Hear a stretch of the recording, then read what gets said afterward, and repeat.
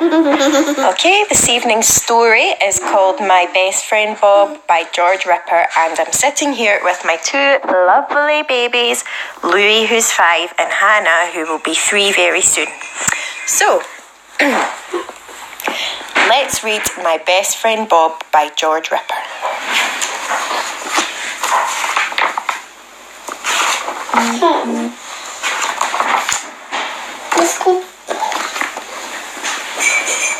Brian, the guinea pig, lived in a nice, comfy cage in Pete's pet palace with his best friend Bob.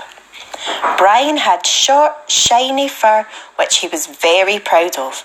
Bob had long, tufty fur, which he didn't really think about all that much.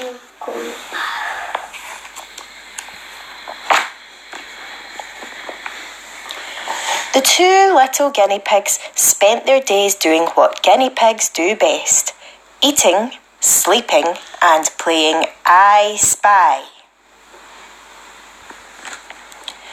Brian was terribly good at I Spy and almost always won with clever words like budgerigar and dog food. One day, Brian and Bob were busy playing when a little boy walked into the shop.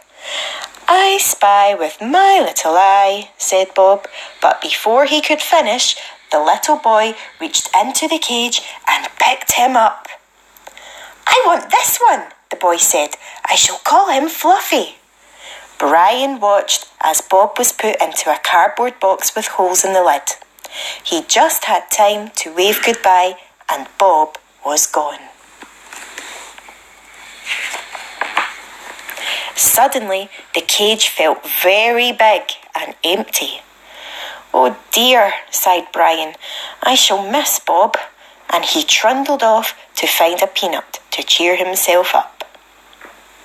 But he didn't cheer up at all. In fact, every day Brian missed Bob more and more, and every day he felt more and more miserable. Then one day, Brian was sitting in his cage, feeling very glum, when he noticed an old man peering down at him. The man picked him up and smiled. "He's just what I'm looking for," he said, and he put Brian into a box. At first, Brian was excited. "Maybe there'll be other guinea pigs in my new home," he said to himself. He began to whistle and felt much more cheerful. But that evening, he found himself all alone, without so much as an earwig for company. Brian sighed. He wished he was back in Pete's pet palace. At least he could chat to the goldfish there. "I wonder what's happened to my best friend Bob," whispered Brian. "He's probably forgotten all about me by now." He wiped away a tear and curled up in the straw.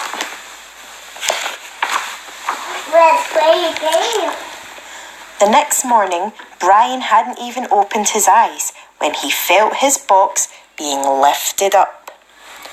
"What's happening now?" he grumbled, but he didn't really care.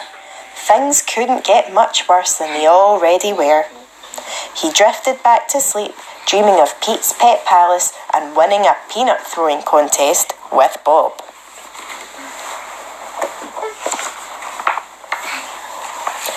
A little while later, Brian was woken by a buzz of excited voices outside his box.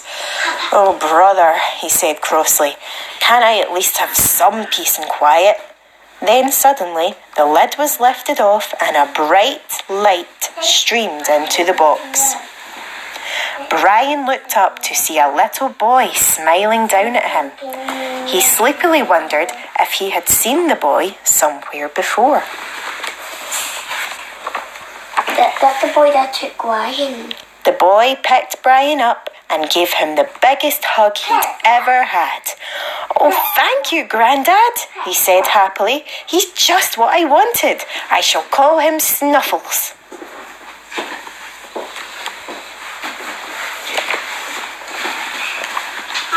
The little boy put Brian into his new hutch. Brian stretched out and sniffed the air. "That's funny," he said, and he sniffed the air again. As Brian watched, a pile of hay in the corner started to move, and all of a sudden, Brian! Bob!